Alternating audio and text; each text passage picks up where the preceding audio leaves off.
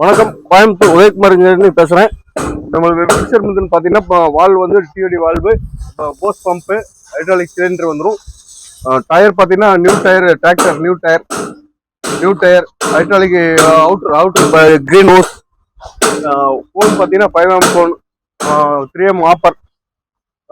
Steering bearing type, steering வந்து bearing type வரும். Full tilting 360 tilting type. அப்படியே வந்துட்டீங்கன்னா engine Kirloskar engine 1 year warranty.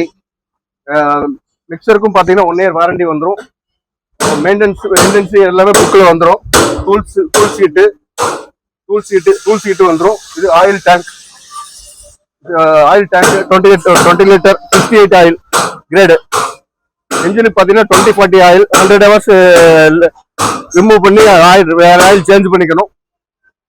முதல்ல இன்ஜின் ஸ்டார்ட் பண்றதுக்கு முன்னாடி ஆயில் லெவல் செக் பண்ணிக்கணும். கண்டிப்பா டீசல் ஆயில் லெவல் செக் பண்ணிக்கணும்.